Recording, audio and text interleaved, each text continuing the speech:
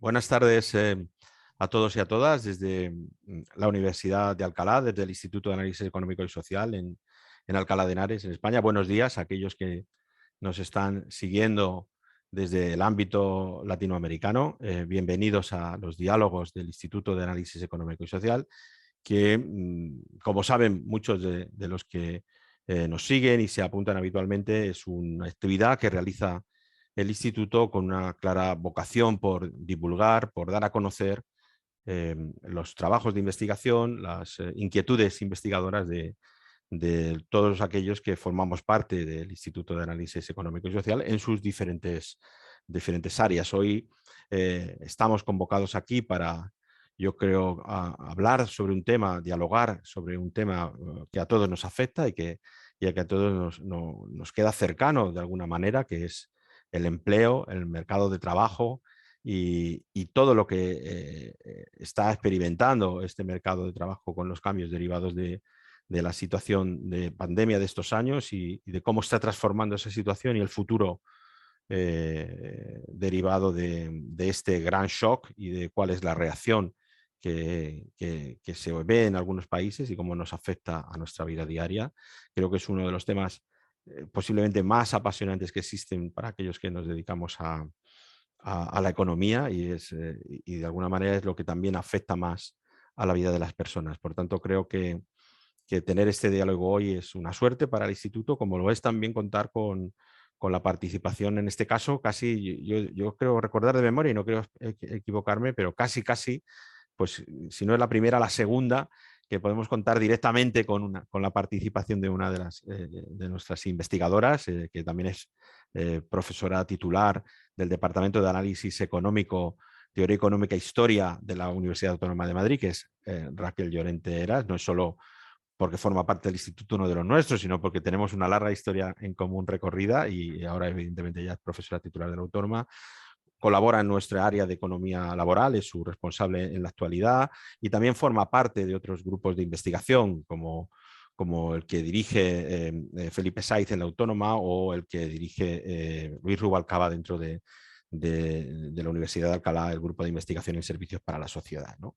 Ya estos títulos, la economía laboral, servicios para la sociedad, de alguna manera denotan mucho su vocación porque la investigación que realiza tenga ese impacto social, que es un poco también el lema que tenemos en el instituto y su campo de investigación no es solo la economía laboral en abstracto, ha trabajado mucho los cambios o las necesidades de los cambios ocupacionales y sectoriales, la segregación laboral, especialmente de la mujer, la inserción laboral de los jóvenes, el mercado de trabajo regional o el impacto que, por ejemplo, tienen las migraciones en todo esto. Es decir, de alguna manera su interés no es solo el estudio de cómo funciona un mercado tan especial, sino cómo afecta a colectivos especialmente vulnerables, ¿no? Yo creo que eso hay que darle un valor y lo hace con rigor y como lo demuestran sus publicaciones y también su pertenencia a la Asociación Española de Economía del Trabajo, de la cual han formado parte de su junta directiva, no sé si todavía ahora, pero sí en el pasado.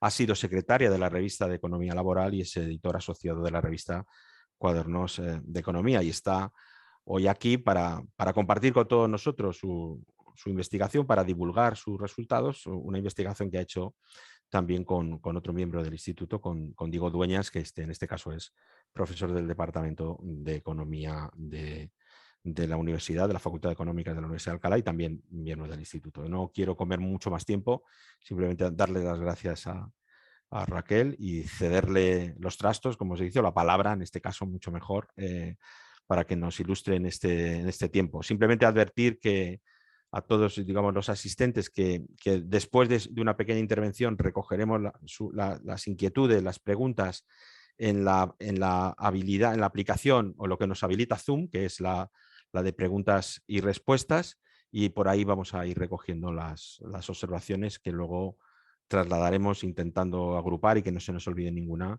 a Raquel en la parte final de este diálogo. Sin más, Raquel, tienes la palabra. Bueno, pues buenos días a los miembros y participantes desde España y buenas noches a los participantes desde Latinoamérica. Gracias, Rubén, por esta excelente presentación, que parece que soy alguien importante, pero lo único que es que me encanta la economía laboral y además tengo una vocación de servicio público. Por eso a lo mejor también soy profesora en la universidad y entonces me encanta la economía laboral aplicada y con un carácter humano. Entonces, pues siempre intento que todos los estudios que sean con rigor y con análisis estadístico, pero con una utilidad bastante pública. Entonces, de ahí parte todo eso y todas esas colaboraciones, ni más ni menos. Cuando a alguien le apasiona un tema, pues se mete de lleno en el mismo. Hoy hemos venido aquí para hablaros un poquito del futuro del mercado de trabajo y quiero agradecer pues, que me hayan invitado a este seminario o a estos diálogos y tiene buen nombre porque son diálogos. Lo que vamos a hacer es un cambio de impresiones, una visión general. El futuro del trabajo es algo totalmente incierto y bueno, pues lo que vamos a establecer aquí son, desde mi punto de vista, algunas impresiones o algunas tendencias que están pasando desapercibidas y que deberían de ser señaladas, más allá de todo lo que podemos establecer pues, como un cuadro macroeconómico hacia el futuro, que como bien sabéis hoy en día pues estos cuadros los estamos cambiando de semana en semana. Entonces, para deciros cuál es la tasa de empleo del futuro, pues no estamos aquí. Pero sí para deciros un poco pues cuál va a ser la estructura o qué tendencias o pautas se están viendo, ¿vale? Voy a compartir con vosotros un PowerPoint que tengo aquí preparado para mi charla, ¿vale? Sobre el futuro del empleo.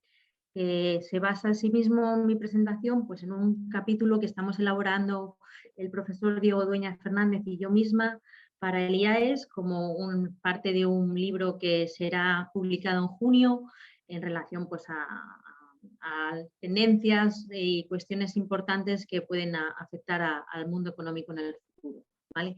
Lo que vamos a ver es también un poco pues, cómo estas tendencias han sido afectadas principalmente por el COVID y qué es lo que podemos ver que se va a quedar en el futuro, ¿vale? ¿Qué cambios más trascendentales podemos destacar de la pasada pandemia?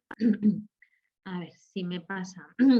La estructura de mi presentación va a ser muy sencilla. Os voy a presentar pues, algunos datos básicos de la evolución del mercado de trabajo en el COVID. Como estoy en España, os voy a presentar el mercado de trabajo español, pero muchas de las tendencias generales que os voy a contar pueden ser desarrolladas a países europeos y países latinoamericanos. De esa evolución estadística general, pues vamos a hablar de dos bloques principales. Los cambios estructurales del mercado de trabajo, que hablaremos un poco de todo lo que tenéis en la cabeza a lo mejor, el teletrabajo, cambios en el tejido productivo, la modificación de la participación laboral y el cambio de la jornada laboral. Y luego cambios en las relaciones laborales, no cambios propios de lo que sería un modelo de demanda y oferta del mercado de trabajo, sino más allá, cambios institucionales o cambios en el marco regulatorio de ese mercado de trabajo, que serían pues un poco recuperar la figura del trabajador, mayor protagonismo del gobierno, del sector público y bueno, pues desafortunadamente también hablaremos y acabaremos con un aumento de las desigualdades y la segregación laboral. Una de las técnicas para dar charlas en público dice que siempre hay que acabar con noticias positivas y dejar buen sabor de boca, pero he dejado para el final pues algún efecto negativo de toda esta pandemia que estamos teniendo, porque creo que en los demás aspectos sí que se pueden destacar cosas positivas de los mismos. Respecto a la evolución reciente de nuestro mercado de trabajo debido a la pandemia. Bueno, pues todos sabéis que en España, en el primer trimestre de 2020, se estableció el primer contagio de COVID y a partir del mismo pues, surgieron una serie de medidas públicas y medidas, sobre todo en el mercado de trabajo, muy fuertes. Se confinó a la población durante un mes, se limitó la movilidad laboral, se restringieron las actividades productivas durante un periodo de tiempo a la realización de lo que se llamó solo actividades esenciales. Entonces eso supuso el parón o la ralentización de la economía durante el segundo trimestre del 2020 y consecuentemente pues eso se vio reflejado en las tasas laborales básicas. Os presento aquí la tasa de actividad por sexo y por grupo de edad, pero principalmente entre hombres y mujeres. La que más me interesa es la de en medio, que es la tasa general. No sé si veis el cursor. Aquí fue el momento en que pues, estalló la pandemia y tuvimos el problema del confinamiento. La tasa de actividad cayó en este periodo casi en algo más de 2 puntos porcentuales. Después se fue recuperando posteriormente con la apertura de la movilidad, el levantamiento del confinamiento y las restricciones horarias y bueno, pues la externalización adaptación un poco de las medidas hacia las comunidades autónomas. Tuvimos una segunda caída un poquito más leve y muy flojita en el segundo trimestre de 2021 con la variante de Omicron y bueno, pues de nuevo también seguimos un poco recuperando. ¿Qué podemos ver aquí? Bueno, pues que el shock ha sido algo súper intenso, muy concentrado en el tiempo y con mucha intensidad. O sea, ha sido una caída muy fuerte, una caída considerable y muy acotado en el tiempo. Sin precedentes. No podemos comparar esto con cuestiones anteriores ni con crisis anteriores porque ha sido algo pues, que se debía a una cuestión totalmente novedosa y además ha sido pues, en una estructura y unas condiciones totalmente novedosas.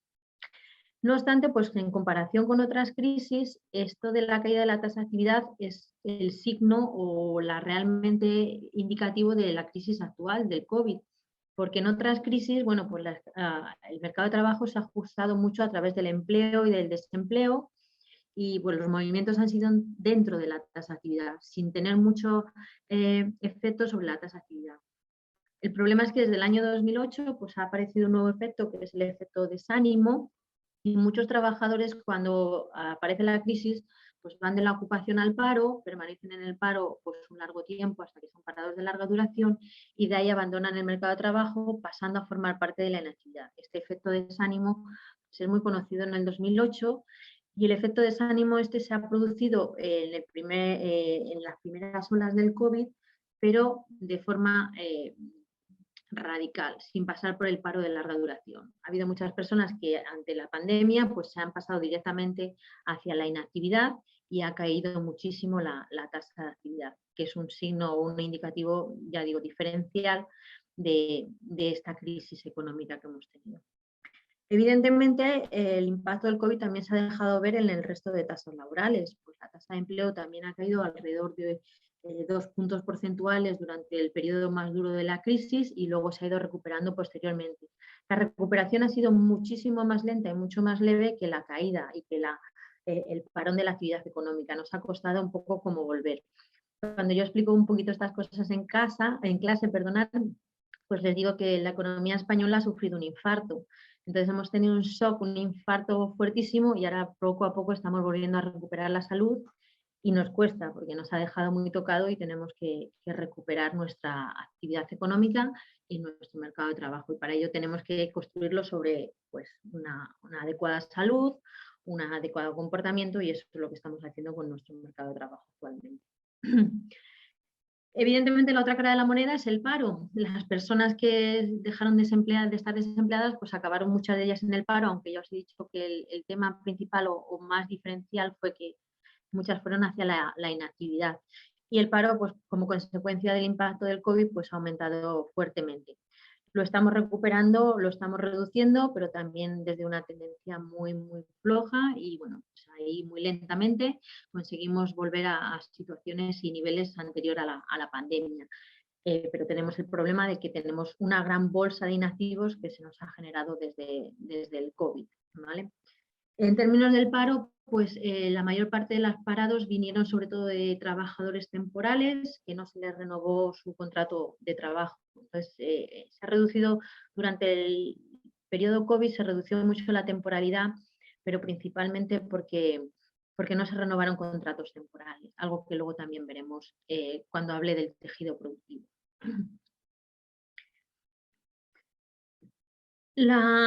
Cuando hablamos del COVID, casi todo se nos viene a la cabeza pues, los grandes cambios estructurales, qué es lo que ha modificado este periodo. Y entonces, principalmente lo que se nos ocurre es el teletrabajo. En España, con el confinamiento en domicilio y las restricciones de movilidad, pues de forma precipitada y un poquito también de manera involuntaria y como parte de un experimento natural, pues las personas que pudieron empezaron a desarrollar su actividad productiva desde el hogar. Aquí os presento, por ejemplo, pues unas cifras generales sobre la EPA, que recoge cuáles eran los ocupados que ocasionalmente trabajaban en su domicilio particular. Entonces, a partir del 2020, el momento de inicio de la crisis, que también es cuando se han empezado a recopilar estos datos, pues el número de ocupados que han incrementado que están trabajando en el hogar se han incrementado de manera exponencial. llegando pues a la última cifra que os pongo aquí, pues algo más de 1.200.000 trabajadores. Evidentemente, hemos tenido que adaptarnos a las circunstancias y ello ha establecido pues, un cambio estructural muy importante. Nos hemos adaptado en condiciones en que los trabajadores no tenían la capacitación, cualificación técnica suficiente para trabajar con las nuevas tecnologías de la información y el conocimiento, pero en pocos meses pues todos nos hemos hecho expertos en Zoom, en Teams, en Meet, en un montón de herramientas por ejemplo, de reuniones online y así como otras herramientas pues, de compartir trabajo online, en la nube, etcétera. Los hogares no estaban tampoco capacitados para este teletrabajo, pero de nuevo, pues en pocas semanas y meses hemos adaptado a nuestros hogares y pues hemos ampliado ADSL, quien no la tuviera la ha contratado y se han habilitado y capacitado para desarrollar el teletrabajo. Las empresas, por su parte, pues también han ofrecido esa capacitación, han aportado portátiles, material informático y bueno, pues algunos diversos medios para que los trabajadores pudieran teletrabajar. Ha sido un periodo muy intenso y un periodo, bueno, pues que nos ha capacitado, pero un poquito pues a matacaballo, ¿no? Dada la situación que teníamos. Y ello ha generado también pues efectos adversos. Los efectos adversos pues han sido, hemos tenido estrés laboral técnico, falta de desconexión tecnológica, horarios laborales y familiares solapados, sobrecarga de trabajo. Todas esas cuestiones también nos han aparecido en la medida que esa adaptación pues ha sido muy concentrada en el tiempo y esa adaptación ha tenido que ser pues casi sobre la marcha. Aparte del COVID, entonces, ese teletrabajo, ¿qué nos va a traer en el mercado de trabajo del futuro? ¿Qué podemos establecer de él? Bueno, pues ha habido una implantación general. No solo aquí os he hablado de España, pero los informes de la OIT y del World Economic Forum pues nos han establecido que esto ha sido generalizado a nivel mundial. En aquellas actividades productivas y sectores que permitían el teletrabajo, pues se ha desplazado el trabajo hacia el domicilio. Ha sido una solución de emergencia y bueno, ha sido un experimento natural que todavía estamos estudiando. O sea, estamos empezando ahora a analizar con herramientas académicas cuáles realmente los impactos de estas cuestiones. Ahora tenemos los primeros datos sobre ello, pero tendremos que hacer análisis profundo durante mucho tiempo de qué es lo que ha supuesto. Y lo hemos intentado formalizar también un poco a nivel legal en España, pues lo intentamos formalizar con la famosa ley del teletrabajo, el Real Decreto 28/2020, y para poder, pues un poco sobre la marcha, regular o establecer una normativa a ese marco que se nos venía encima, en el que existían pues campos sin regulación y que no se nos habían dado hasta entonces. Tener en cuenta que, por ejemplo, en España pues el teletrabajo era minoritario. Hasta el momento de la pandemia su difusión era súper escasa. Nos ha demostrado que el teletrabajo es posible, este experimento natural, pero también nos ha demostrado que depende de sectores y de ámbitos. Y eso es evidentemente muy claro, porque en sectores donde la tecnología permite el trabajo en el hogar, pues se puede realizar, pero hay otros sectores y ámbitos donde es necesario establecer un trabajo cara a cara, un trabajo manual, un trabajo presencial. Entonces, en esos ámbitos el teletrabajo no se puede implantar. Entonces, ese teletrabajo, y es algo también que voy a incidir luego al final de mi presentación, está también generando diferencias de clase o diferencias de segmentos en el mercado de trabajo. Entre aquellos que se pueden flexibilizar y que pueden desarrollar su trabajo en el hogar, desde aquellos que no lo pueden hacer. La primera parte o el primer colectivo además suelen ser trabajadores cualificados, profesionales independientes. Entonces tienen herramientas para diferenciarse del otro tipo de trabajo que se encuentra, por decirlo así, más acotado y que no puede adaptarse a ese cambio tecnológico. Ha pasado muchos meses desde el primer impacto del COVID y bueno, pues ahora en España y en el resto de países europeos se está imponiendo una modalidad híbrida, ¿vale? No se está desarrollando el teletrabajo presencial, no se está desarrollando el teletrabajo en totalidad y total presencial, pero hay una modalidad híbrida, una combinación de días en el hogar y de días en el trabajo físico. Hemos descubierto que la conexión en el trabajo pues también es importante, el saludar a los compañeros, el tener un contacto físico, el sentirse valorado o implicado con la empresa. Esa vinculación también es muy importante para el trabajador y para la empresa. Entonces, por ejemplo, ahora se están estableciendo pues, reuniones de cafés o una vez al mes o reuniones una vez a la semana en que se puedan mantener esos contactos y permita un poco pues, la comunicación intrapersona, que siempre es más directa y en ella pues, no se pierden cuestiones que a lo mejor en la modalidad online sí que se pueden perder.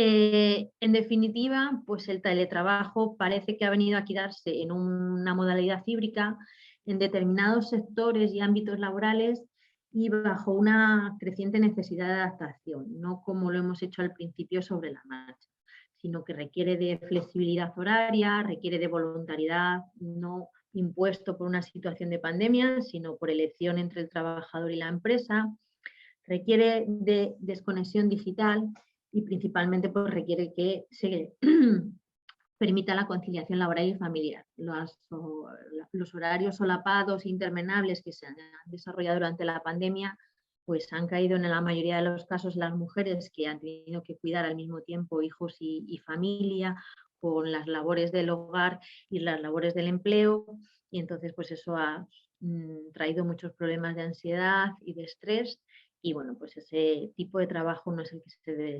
se debería desarrollar en el futuro.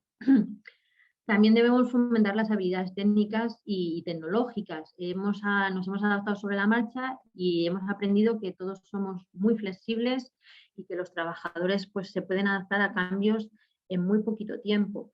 Pero es bueno estar preparados para nuevos cambios en el futuro y esas mejoras deberían desarrollarse desde ya.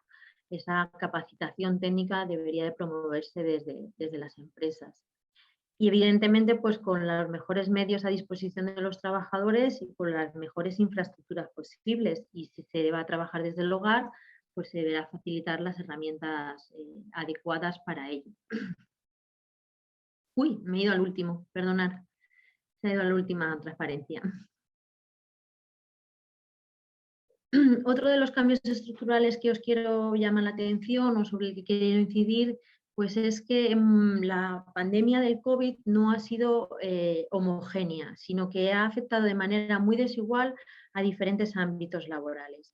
Y en esa heterogeneidad de efectos, los más fácilmente observables han sido los impactos sectoriales que ha tenido en el empleo la pandemia del COVID. Aquí os recojo una tabla, para el caso nuevamente de España, sobre cuál es el nivel de empleo en diferentes actividades económicas.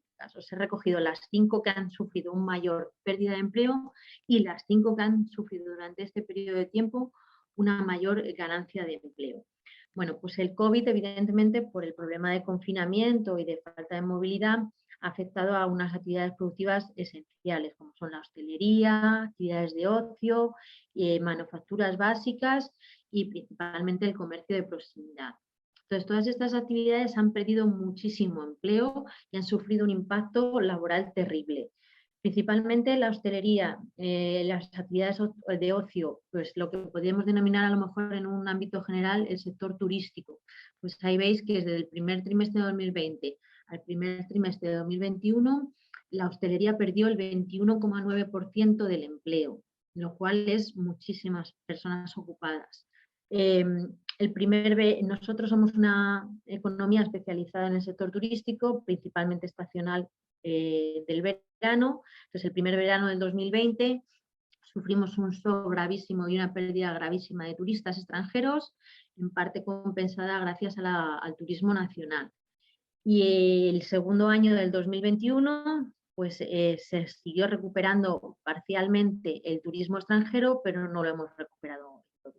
La falta de movilidad, los problemas de la pandemia todavía persistían y bueno, pues nos hemos encontrado todavía con una falta de recuperación del sector de la hostelería.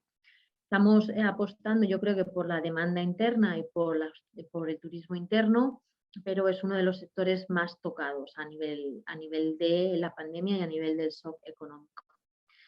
Cuando pensamos en la pandemia pensamos en destrucción de empleo, pero también durante la pandemia ha habido cambios en el tejido productivo muy importante y ha habido actividades que han estado ganando empleo durante este periodo y ha habido actividades que han creado empleo durante este periodo.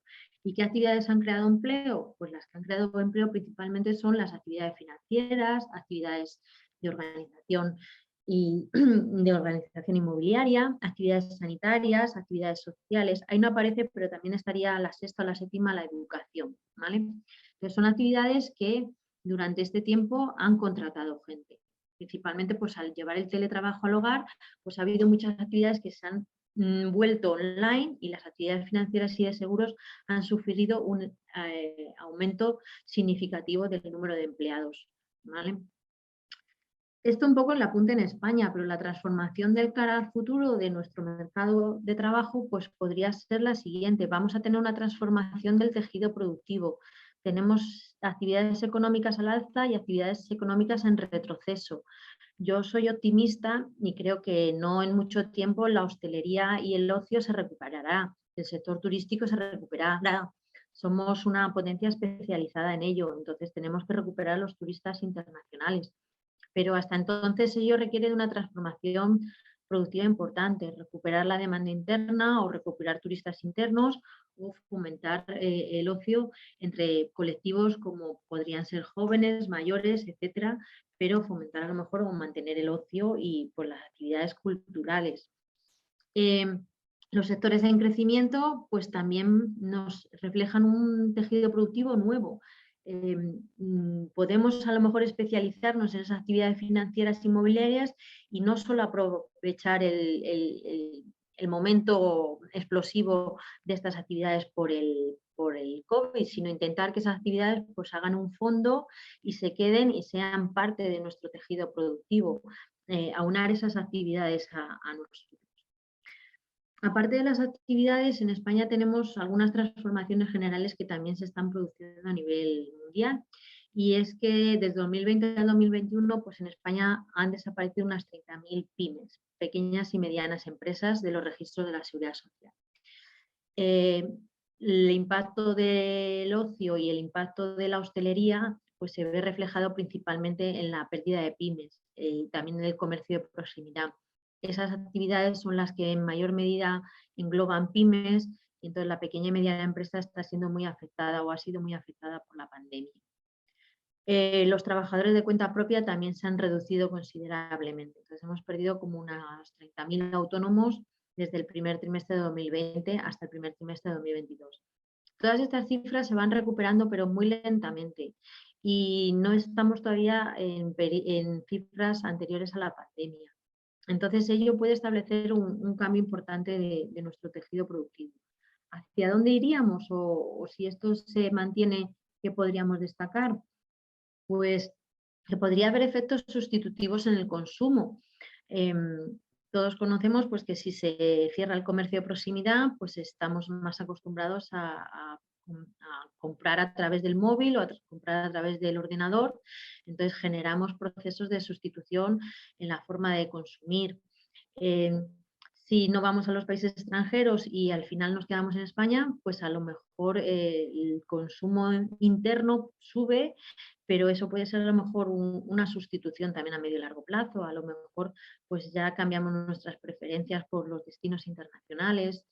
Si se cierran también determinadas locales de ocio, bares, restaurantes, etcétera, alrededor nuestro, pues también afecta a nuestras decisiones de consumo. Entonces, pues puede ser que pidamos más comida en el hogar y más comida preparada, pero para llevar, no para consumir en los sitios. Todos estos efectos pueden generar efectos sustituciones a medio y largo plazo y pueden generar cambios en las pautas de consumo. Entonces, es importante ver cuáles serán las consecuencias en el futuro, porque a lo mejor luego si en el futuro queremos recuperar esos bares, esos restaurantes que se han cerrado, ese turismo internacional, pues nos encontramos con un cambio de preferencias y bueno, pues tener que volver a iniciar a lo mejor una reeducación, por decirlo así, o una recuperación de hábitos de consumo, ¿vale? También lo de la pérdida de autónomos y la pérdida de pymes reduce potencialmente nuestro espíritu empresarial. Economías como la de Estados Unidos, donde el espíritu empresarial es tan importante y tan dinámico y es uno de los motores principales de la economía, pues no se plantean perderlo, pero nosotros pues deberíamos de ir también en esa línea, en fomentar el espíritu empresarial y no perder esa posibilidad productivo que tenemos a nuestro alrededor. También el tejido productivo, al desaparecer las pymes y los pequeños empresarios, pues cambia su tamaño y hay una mayor ponderación de empresas de amplio tamaño. ¿Qué puede traer eso en el futuro? Pues falta de renovación, de flexibilidad en el tejido productivo y alta dependencia de las grandes empresas, pudiendo llegar a comportamientos estratégicos tipo monopolio, oligopolio, etcétera. La medida que las pymes y las pequeñas y medianas empresas flexibilizan el mercado de trabajo, pues se reparte la competencia y se permite desarrollar pues comportamientos más flexibles. Todo esto, entonces, en definitiva, pues hay que valorarlo un poco en el mercado de trabajo del futuro y ver cómo estas transformaciones se van a quedar en el mercado de trabajo del futuro, o por lo menos tenerlas en cuenta y no pasarlas desapercibidas. Aparte de estas dos cuestiones que os he contado, pues también tendríamos cambios estructurales que se venían produciendo, pero que desde mi punto de vista el COVID los ha como enfatizado o nos los ha hecho ver en mayor medida. Y os voy a hablar de dos cambios estructurales principales. El primero es el de la participación laboral. En este gráfico os muestro cómo es la participación laboral de los trabajadores por rangos de edad. Entonces, pues podéis ver aquí en 2020 cuál era el porcentaje de trabajadores ocupados de 16 a 19 años, de 20 a 24 años y cómo ese porcentaje ha cambiado desde el 2016. Entonces, esto es un poco lo que se llama la participación laboral a lo largo de la vida, ¿no? Cuando uno es joven, pues empieza a insertarse en el mercado de trabajo y bueno, pues va incrementándose la participación laboral de las diferentes cortes cuando van ganando edad. Durante las edades centrales, de los 30 a los 60, 60 y tantos años, pues lo normal es que haya una participación alta en el mercado de trabajo y luego a partir de los 65 años pues empieza el proceso de jubilación y se desvincula del mercado de trabajo desapareciendo las personas de la actividad y del empleo. Esa es un poco las líneas generales básicas de participación laboral a lo largo de toda la vida. Pero desde un tiempo a esta parte, esa participación laboral está cambiando. Y podéis ver en el 2020 qué es lo que le ha pasado a la participación laboral. La participación laboral, que es la línea oscura, pues ha caído muchísima entre los jóvenes, se ha mantenido una meseta en las edades centrales y luego ha caído estrepitosamente o con mucha pendiente a partir de los 55 años. ¿Vale? No lo ha hecho ver, yo creo que el COVID, pero es algo que se venía produciendo desde hace tiempo. Hay un cambio muy importante en la participación laboral, hay un cambio generacional, un cambio en las cortes y un cambio que está transformando nuestra participación laboral a lo largo de los años. Hay un retraso en la edad de incorporación. Los jóvenes, pues bien por la ampliación de estudios o por la dedicación a coger experiencias de vida, etcétera, y también porque tienen una inserción laboral muy extensa en el tiempo y muy difícil de alcanzar la ocupación en el mercado de trabajo, pues están retrasando su edad de incorporación al mercado de trabajo. Por otra parte, al mismo tiempo, pues hay un adelanto formal e informal de las jubilaciones anticipadas. Es cierto, por ejemplo, nosotros en España, pues el gobierno tiene un plan en que año a año vamos retrasando legalmente la edad de jubilación. Creo que este año la íbamos a poner ya en los 67. Esa es la idea legal, pero informalmente los trabajadores abandonan el mercado de trabajo de manera anticipada, pues buscan acuerdos con la empresa para compensar esos años de antelación hacia la jubilación, o bien buscan periodos de paro donde puedan cobrar la prestación de desempleo y pues hay un adelanto informal de la edad de jubilación. Por una parte estamos retrasando la edad, por otra parte la estamos también adelantando, la de jubilación, así que eso lo que nos está haciendo es que los años dedicados a la vida laboral son cada vez más cortos, ¿vale? Tenemos una vida laboral cada vez más corta. Aparte se ha instaurado también en la sociedad lo que podríamos llamar como edadismo, que es un poco la discriminación por edad. Nosotros, debido a la Constitución española, pues no es legal discriminar a nadie por edad, pero evidentemente pues es fácil encontrar, por ejemplo, ofertas de empleo donde pone abstenerse mayores de 45 años o con las nuevas técnicas de matching de búsqueda de empleo, pues es muy fácil que las empresas pongan un filtro para eliminar a candidatos que tengan más de 45 años, ¿vale? Entonces, esa discriminación por edad, que es discriminación y que se puede legalmente denunciar, pues existe de manera informal. Todo ello nos establece que las vidas laborales sean más cortas. Y aparte de ser más corta, pues cada vez se están contando más con periodos de desempleo entre medias y con rupturas de vidas laborales, con periodos de inactividad. Así que la vida laboral en sí misma ya cada vez es más flexible, ¿vale? Menos continua, y cada vez existen mayores reorientaciones laborales. El COVID yo creo que ha acelerado todas estas cosas, porque hubo episodios de desempleo, hubo episodios de inactividad, entonces ha roto muchas carreras laborales, ha introducido ahí ya 2 o 3 años de pérdidas de empleo significativas y sobre todo ha tenido un alto impacto entre los jóvenes. Hay una gran bolsa de jóvenes que se están insertando desde el 2020 en el mercado de trabajo y que les cuesta alcanzar la inserción plena en el mercado de trabajo. Entonces es un cambio a tener en cuenta, porque acortar la vida laboral pues supone menos periodo de cotización, supone menos periodo productivo, entonces estamos perdiendo un potencial productivo importante, sobre todo por la parte a lo mejor pues de las jubilaciones, que perdemos un importante talento y experiencia laboral, así como la parte también de los estudiantes, que podemos a lo mejor pues reducir lo que es el periodo de inserción laboral o hacerlo compatible con prácticas o con otras cuestiones que podrían facilitar en mayor medida pues, que la vida laboral fuera más extensa. El segundo cambio que os quiero contar en relación a lo que el COVID está incentivando y que venía produciéndose desde hace tiempo es el cambio de la jornada laboral. En este gráfico recojo cómo es la jornada laboral en España en términos de horas, ¿vale? Cuáles son las horas medias para un trabajo completo. Arriba tenemos los datos de la Labour Force Survey de Eurostat y abajo los datos de la EPA, del INE. Para la Unión Europea, pues en el 2011 la jornada laboral media era de unas 37,6 horas. Actualmente, en el 2020, se han alcanzado las 37 horas. En España hemos bajado de 38,5 a 37,5.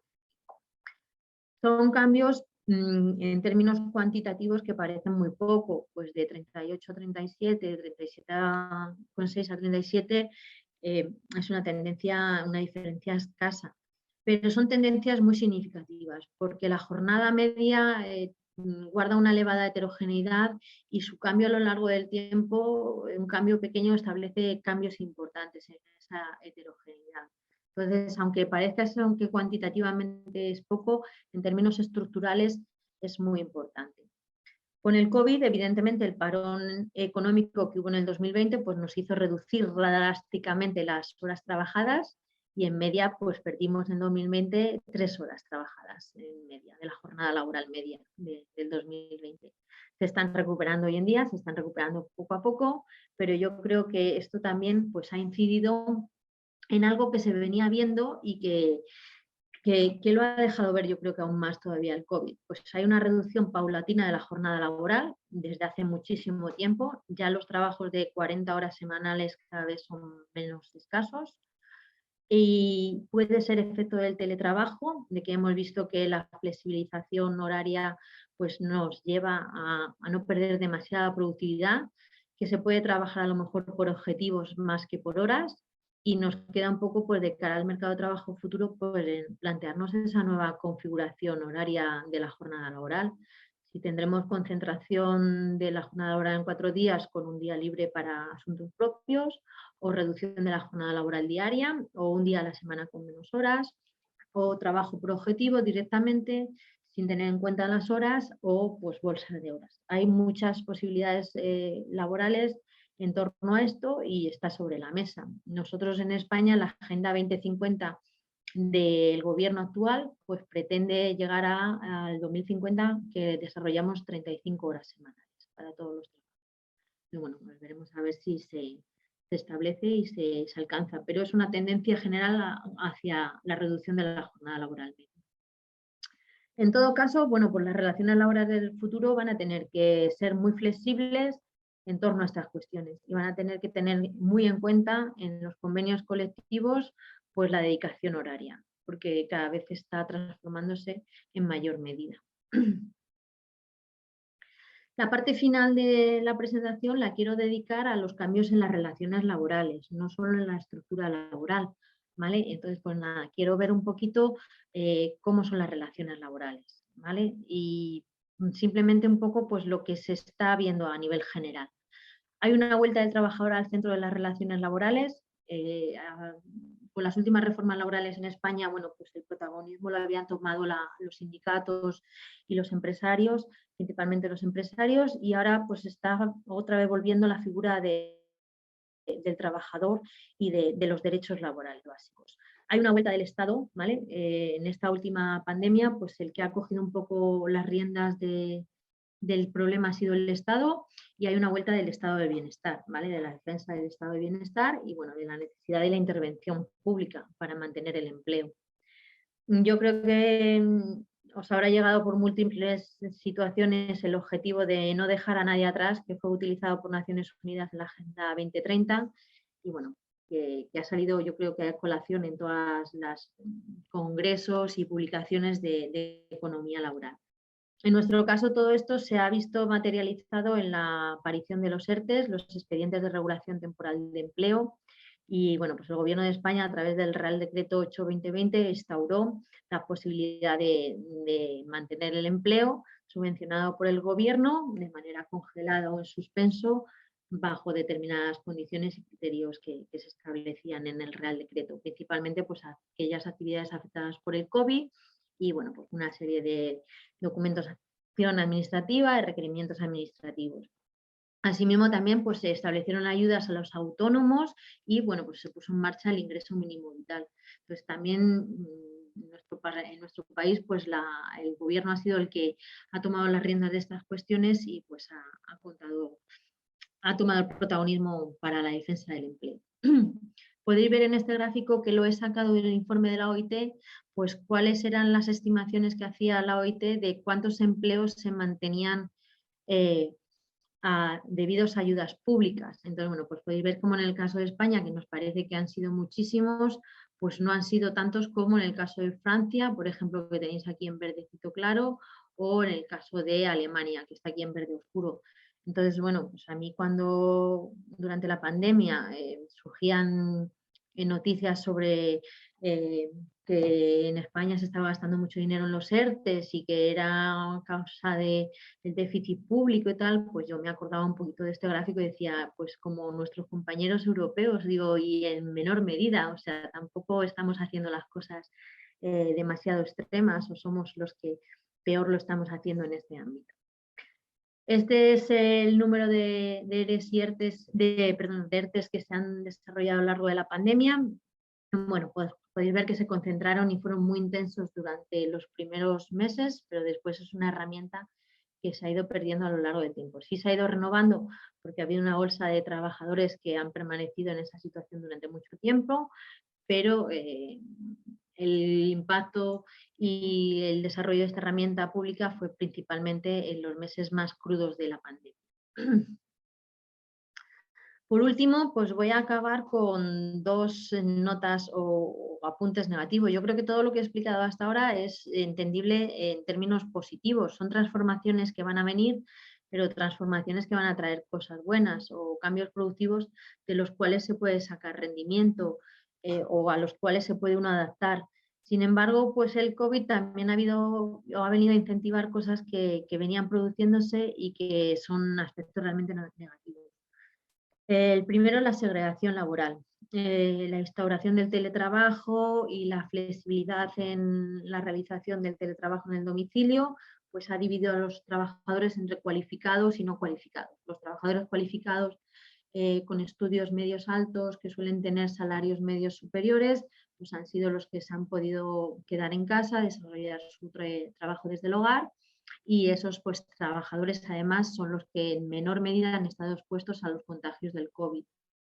Mientras que otros trabajadores poco cualificados, que en términos generales pues, han tenido trabajos presenciales y muy cara a cara, han estado muy expuestos al COVID. y esos trabajadores que no han podido desarrollar ese trabajo, pues realmente suelen ser trabajadores con salarios medios, menores, y ha habido una segregación muy importante entre ambos ámbitos de trabajadores cualificados y no cualificados. Principalmente, además, los trabajadores no cualificados se suelen relacionar con colectivos vulnerables o con trabajadores que ya están en esa situación de vulnerabilidad por otras cuestiones personales, y entonces se ha unido también esa segregación pues, con colectivos vulnerables como pueden ser las mujeres, los inmigrantes o los jóvenes. Si tuviéramos que decir quién ha sido el máximo perdedor por el COVID, yo creo que sinceramente han sido los jóvenes. Los jóvenes esta pandemia los ha afectado duramente porque se les ha puesto un escenario de inserción realmente difícil, y bueno, pues están ahora en un periodo de inserción al mercado de trabajo todavía sin terminar. Aparte de la segregación laboral, pues se ha provocado muchas desigualdades entre los trabajadores, ¿vale? Todo ello ha provocado pues, el aumento de la informalidad, sobre todo en los países menos desarrollados y en los países latinoamericanos, donde ya era elevada, pero por una cuestión de costes, pues ha habido mucho desplazamiento hacia los sectores informales. Ha surgido y ha aumentado la existencia de trabajadores pobres, aquellos trabajadores que con su sueldo todavía no llegan pues, a rentas mínimas o rentas para mantener sus necesidades vitales. Y el aumento de la flexibilidad laboral pues, ha incidido sobre todo en los trabajadores cualificados, no en los trabajadores no cualificados, ¿vale? Principalmente ellos han sido los favorecidos por todo este dinamismo que se puede extraer a lo mejor un poco del impacto del COVID. ¿Qué queda por venir? Os he hablado de cosas muy generales. Me he comido un montón de cosas también de las que podríamos estar charlando durante horas y horas y horas. No se ha hablado nada del cambio tecnológico, de la robotización y la automatización. No se ha hablado nada porque creo que esto es un tema candente y un tema súper conocido. Entonces yo quería haceros hincapié en temas que no creo que se les esté dando la suficiente importancia. Pero sí va a venir un cambio tecnológico importante, entonces lo primero que va a exigir de los trabajadores es una adaptación y cualificación hacia ese cambio tecnológico y un cambio de las tareas. En el proceso de sustitución de empleos, tendremos empleos en el futuro, que es muchas veces el tema que nos planteamos. Yo creo que, siendo optimista, el trabajo del futuro vendrá. Lo único que vendrá es un cambio de tareas y habrá un cambio de actividades. En términos generales, las revoluciones tecnológicas y las últimas revoluciones no destruyen empleo en términos de suma, pero sí que hay actividades productivas que desaparecen y actividades productivas que surgen y que aumentan. Entonces, tendremos también un juego de puestos de trabajo que desaparecen y puestos de trabajo que aumentan, pero lo que va a haber en términos generalizados es una necesidad de cualificación total. El que el día de mañana no sepa utilizar un ordenador o sepa utilizar la informática básica, pues evidentemente estará desplazado de la sociedad moderna. También nos queda un poco ver pues, qué va a salir de la gig economía o del trabajo a través de plataformas, de bolsas de empleo. Hasta ahora también ha sido un tema muy poco analizado y bueno, pues en términos generales en España hemos entrado a regularlo y pues estamos viendo a ver cuáles van a ser las consecuencias de su regulación, para evitar un poco que los trabajadores que aparecen en esas plataformas sean considerados como falsos autónomos, ¿vale? No he hablado nada de la brecha salarial, no he hablado nada de los salarios del futuro. También es un tema muy complejo al que deberíamos dedicarle muchísimo, muchísimo tiempo. En esa segregación y desigualdad creo que van a aparecer brechas salariales en el futuro importantes y va a haber colectivos vulnerables a los que tendrá que hacerse mucha mención.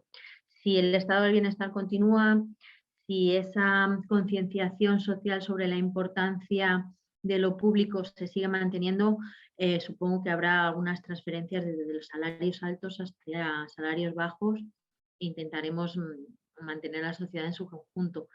Pero según esa tendencia de segregación, las brechas salariales pueden surgir. Y luego actualmente, bueno, pues el tema del COVID también tuvimos un parón del comercio internacional, un parón de la logística internacional Y eso, bueno, pues nos hizo plantearnos a lo mejor ya cuestiones más amplias como la globalización de las actividades o la deslocalización de actividades y la subcontratación laboral, que son temas que también yo creo que de sí mismos pues se podría escribir una tesis o podríamos establecer otra discusión otro día de un par de horas o así. ¿Vale? Con esto acabo mi charla. Yo creo que me he extendido un poquito más de la cuenta. Perdonad si se me ha ido el horario, pero siempre me suele suceder. Todo me parece tan interesante que cuento muchas cosas. Le dejo la palabra a Rubén. Pues no te preocupes, Raquel. Yo creo que ha sido primero una charla muy clara, muy sugerente, se ha entendido muy bien, ¿eh? Con lo cual, si tú crees que has invertido demasiado tiempo, yo creo que la audiencia tiene la sensación de que has invertido demasiado poco, o sea, porque has dejado cosas, me has dicho cosas bien interesantes, pero has dejado unos interrogantes también, pues de mucho interés, ¿no? Entonces, aquí hay algunas cuestiones que ha sido planteando. Le recuerdo a la audiencia que si alguien quiere intervenir en la función de preguntas y respuestas de Zoom, lo puede hacer.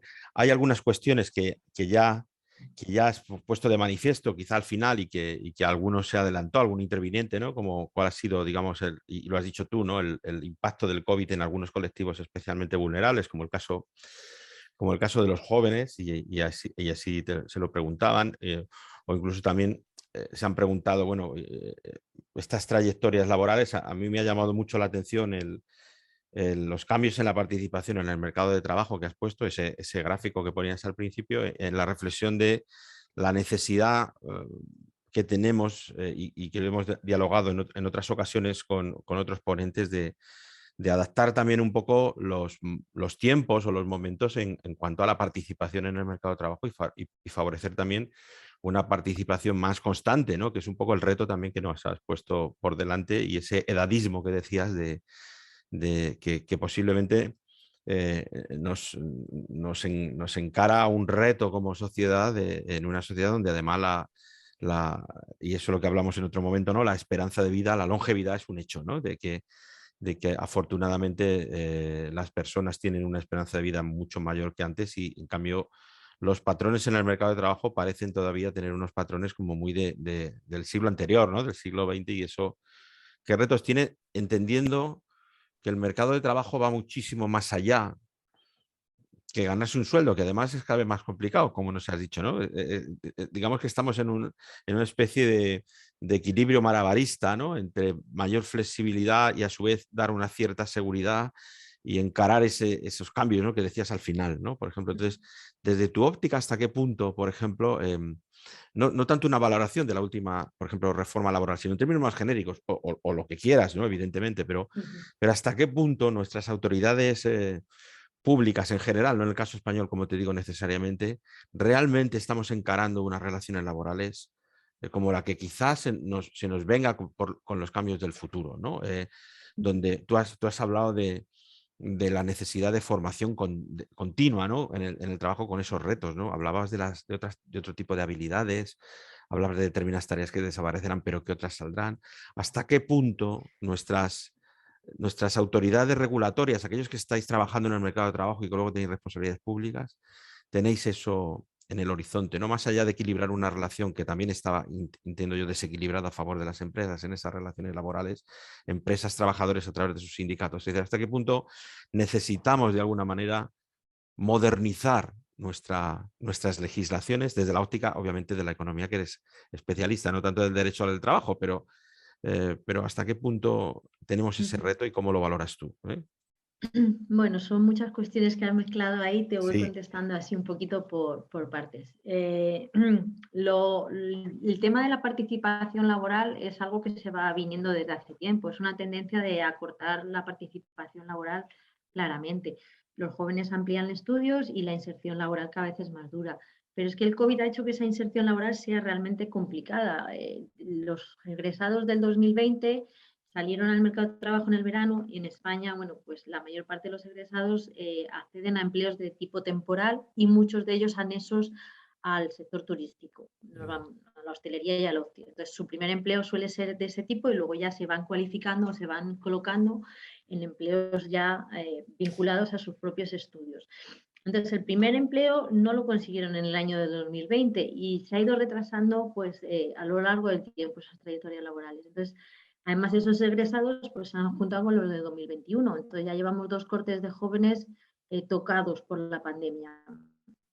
Cuando empezó la pandemia en 2020, pues muchos expertos, y yo entre ellos, aconsejamos a los jóvenes de que dedicaran el periodo de la pandemia a formarse, porque era un periodo en que era muy difícil encontrar empleo, entonces que era un periodo ideal para ampliar estudios, hacer prácticas, cualquier tipo de cualificación que ampliara el capital humano. Pero eso ya fue hace un año, entonces uno no se puede estar formando permanentemente, entonces ya hay que enfrentarse al mercado de trabajo y buscar empleo. El edadismo es un hecho, es una discriminación que se ha implantado en la sociedad y que a priori legalmente podría denunciarse, porque con la Constitución delante nadie puede ser discriminado por edad, pero existe filtros en los algoritmos de desarrollo actual de selección de personal que eliminan automáticamente sin considerar los currículums pues a personas mayores de 45 años, ¿vale? Y luego lo de la jubilación, pues es que el gobierno va en una sintonía de ampliación de la jubilación de edad, la edad de jubilación legal, pero el mercado de trabajo va en otro. Entonces las personas se jubilan anticipadamente pues 2 o 3 años de la edad legal de jubilación. Entonces eso establece un marco diferencial. La última reforma laboral es muy difícil todavía saber qué va a salir de ella. Sí ponen en boga ya más en medida el trabajador. Ha pasado un poco de la reforma laboral anterior de poniendo a los empresarios y al negocio en el centro a poner ahora un poco más las relaciones laborales en el centro. Entonces hemos dado un poco un giro hacia el otro lado. Las primerísimas efectos o datos están aumentando muchísimo los contratos fijos discontinuos. Entonces, esos contratos irían un poco en el marco de lo que tú hablabas, de ofrecer la suficiente flexibilidad, pero con una seguridad. Son contratos que vienen muy bien para, por ejemplo, el sector de la hostelería. Yo voy a contratar a alguien durante 3 meses, pero mantengo el vínculo fijo. Entonces, sabes que en todas las campañas de verano te voy a contratar 3 meses. Eso facilita mucho la vida laboral de las personas y la vida personal, porque para tener un proyecto vital se requiere pues periodos de trabajo constantes o por lo menos que sean duraderos a lo largo del tiempo. Y con estas vidas laborales que cada vez se acortan más, pues eso no se consigue y podemos llegar pues a problemas o cuellos de botellas en el estado del bienestar, periodos de cotización menores y ingresos también menores. Se arreglan con mayor productividad y mayor cotización, pero pues España tendría que saber o tendría que ir en sintonía con el modelo productivo con estos cambios, ofreciendo pues un poco eso, la flexiseguridad esa que tanto nos recomienda de la Comisión Europea pues hacia los trabajadores. Hombre, sí, yo creo que lo que has dicho al final, ¿no? Ese cambio hacia unas relaciones más estables dentro de la flexibilidad, yo creo que, espero, ¿no? Ojalá que también se pueda comprobar que haya también, de alguna manera, un mayor esfuerzo de todos como colectivo, como sociedad, pero también de las empresas por formar, ¿no?, a sus trabajadores. Es verdad que cuando hay mucha temporalidad, el incentivo de formación o el esfuerzo de formación es muy pequeño, con unas plantillas muy temporales y ojalá que aunque sean discontinuos, esas relaciones más fijas en el tiempo contribuyan a dar esa mayor formación que tenga algún impacto después en la participación más, digamos, con mayores edades, porque evidentemente el reto de que haya un cambio significativo en algunas tareas motivados por los cambios tecnológicos que tú has indicado, ¿no? O por cualquier otro tipo, yo creo que de momento la única respuesta que tenemos es mayor formación. Pero claro, uno no se puede salir del mercado a formarse porque luego va a costar mucho entrar y como decías tú, no puede estar continuamente estudiando sin trabajar. Es decir, de alguna manera, yo creo que lo que has indicado es que esa separación entre el mundo del estudio y el mundo del trabajo se está borrando y que uno se tiene que formar a lo largo de la vida, pero tiene que encontrar la manera de poder hacerlo sin tener que sacrificar la vida personal también, ¿no? Como decías, la conciliación en un lado, y el propio trabajo, ¿no? Entonces yo creo que ahí las organizaciones empresariales también tienen que buscar la manera o ver la mirada, ¿no? Porque eso al final les convendrá, evidentemente son mejoras en la productividad, ¿no? En relación con esto, ¿hay alguna pregunta en relación con la productividad? Y no sé si tú tienes algunos datos o alguna reflexión en relación con toda esa medida del teletrabajo. Es verdad que es difícil porque cuando el teletrabajo ha venido impuesto por las circunstancias y no querido, por decirlo de alguna manera, eh, mm, pues es difícil de medir y además es muy reciente, ¿no? Pero hasta qué punto hay una cierta percepción falsa, por decirlo de alguna manera, de que el teletrabajo impacta negativamente y por tanto la presencialidad todavía es una cultura en algunas sociedades, incluida la española, ¿no? Que prima mucho la empresa y que obliga al trabajador a estar en la oficina y ve todavía de hecho, los últimos datos que han sido en prensa es que parece que la presencialidad está volviendo aparentemente demasiado deprisa, ¿no? Esto es porque hay datos de que la productividad baja, o es simplemente una cuestión, tú crees, cultural y que se te darán cuenta que uno puede realizar, pues como estamos haciéndolo nosotros, que bueno, no es nuestra casa, a lo mejor la tuya sí, pero lo estamos haciendo de esta manera y estamos trabajando de manera flexible, eh, pues teletrabajando y eso no afecta a nuestro rendimiento, ¿no? ¿Cómo lo Ahora ves? mismo tenemos datos yo te podría buscar estudios de lo que quieras, de que la productividad impacta positivamente y negativamente. Muy economista, ¿eh?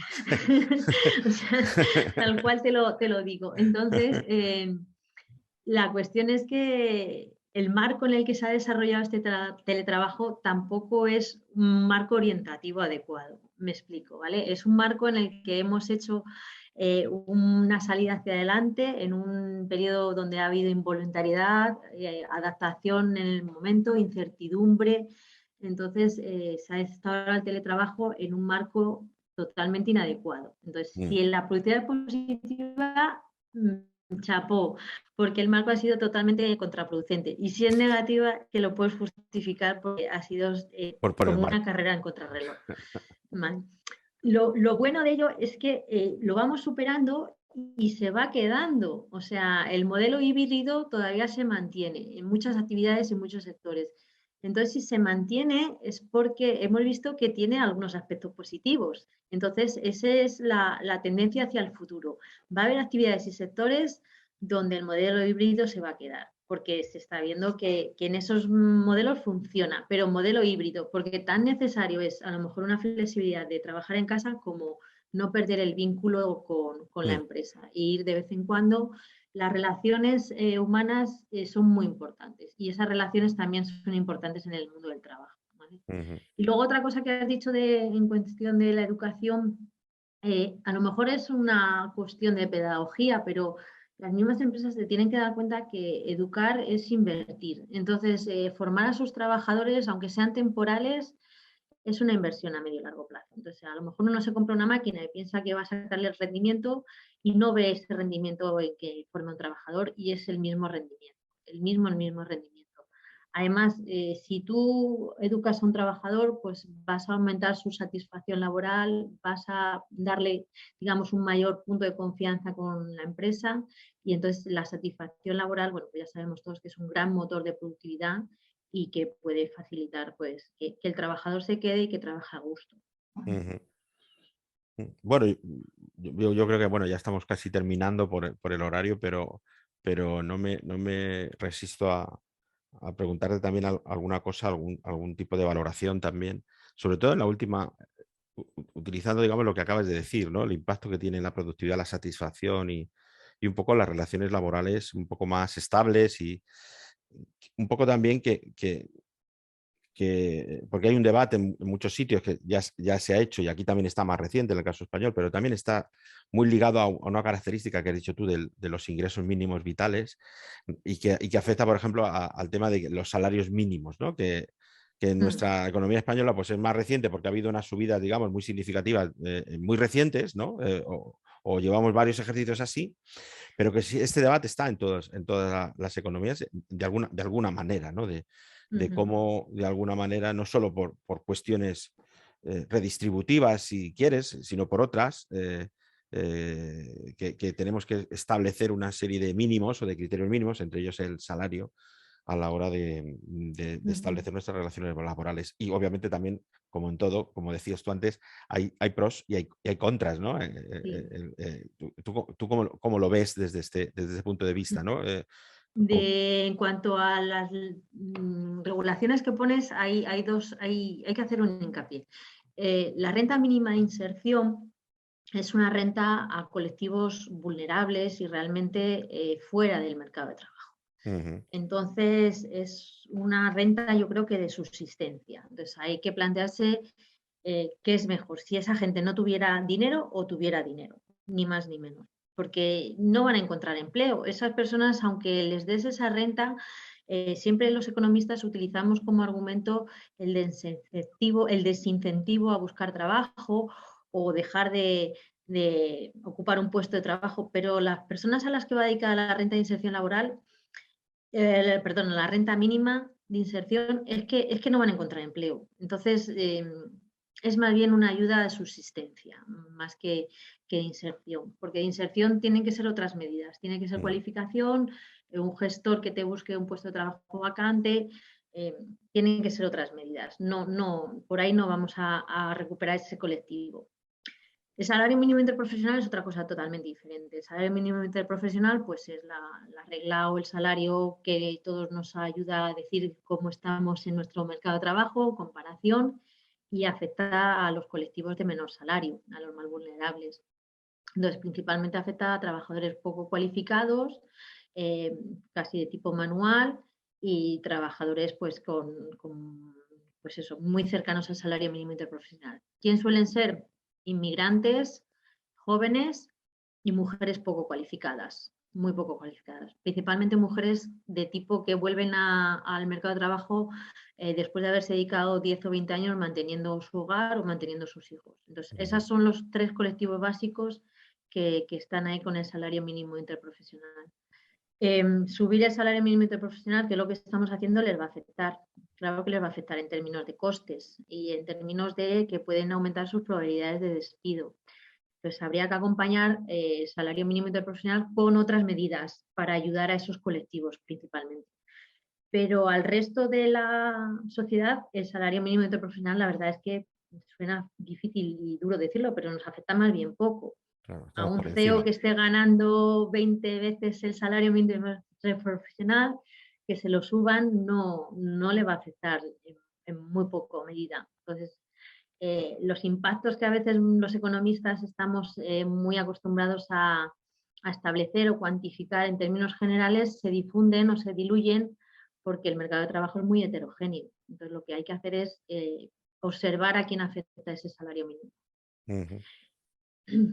Sí, bueno, de hecho yo creo que hay otros países, no sé, tú me corriges que eres la experta, que para ese tipo de colectivos modulan un poco más el Claro. salario o lo ligan a esfuerzos formativos, ¿no? Estoy pensando, no Sí, sé lo si es el caso modulan o eso, o ponen austriaco, programas de formación anexos o de cualificación, sí, claro, que les de permita un participación en poco determinadas cuestiones. salir, digamos, de su productividad, de su umbral, ¿no? Y por tanto salir de esto. Oye, pues muy bien. Yo creo que te agradezco mucho, Raquel, que hayas dedicado este tiempo a contarnos estas cosas. Yo creo que todo el mundo lo ha seguido con mucho interés. Veis que hemos sido más de 100 participantes los que están conectados ahora mismo por encima, pero hemos llegado a ser más. Creo que ha sido una exposición muy, muy clara y muy buena. Felicidades y nada más, yo creo que hemos comprometido no pasarnos mucho de esta hora para que la gente después tenga sus obligaciones y nos pueda seguir en vídeo. Esto para aquellos que se han incorporado tarde, pues se cuelga en el canal de YouTube de la Universidad de Alcalá.